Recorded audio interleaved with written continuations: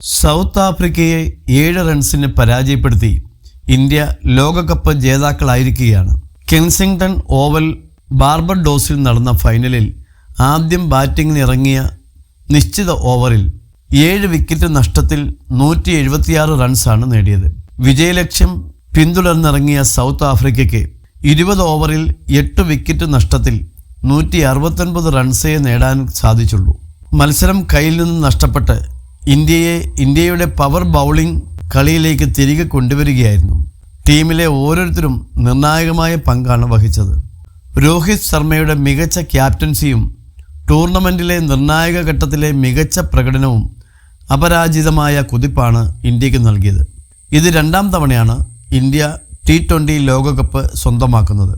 ഇന്ത്യയുടെ ഈ ഐതിഹാസികമായ വിജയത്തിൽ പ്രധാന പങ്കുവച്ച മറ്റൊരാൾ ഇന്ത്യൻ ഹെഡ് കോച്ച് രാഹുൽ ദ്രാവിഡാണ്. 17 വർഷത്തെ കിരീട വാഴ്ചയ്ക്ക് വിരാമമിട്ടുകൊണ്ട് ദ്രാവിഡ് ഇന്ത്യക്കൊപ്പം നിന്ന് ചരിത്രമാണ് രചിച്ചത്. മത്സരത്തിന് ശേഷം രാഹുൽ ക്യാപ്റ്റൻ രോഹിത്തിനെക്കുറിച്ച് മാധ്യമങ്ങളോട് സംസാരിക്കുകയും ചെയ്തിരുന്നു. T20 ലോകകപ്പിൽ നിന്ന് വിരമിച്ച രോഹിത്തിനെ ഒരു വ്യക്തി എന്ന നിലയിൽ ദ്രാവിഡ് ഏറെ മിസ് ചെയ്യുമെന്നാണ് പറഞ്ഞത്. ഒരു വ്യക്തി എന്ന നിലയിൽ ഞാൻ രോഹിത്തിനെ മിസ് ചെയ്യും.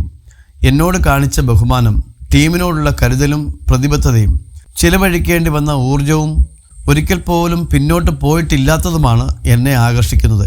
എന്നെ സംബന്ധിച്ചിടത്തോളം ഞാൻ ഏറ്റവും കൂടുതൽ മിസ് ചെയ്യുന്ന വ്യക്തിയായിരിക്കും അവൻ. രാഹുൽ ദ്രാവിഡ്.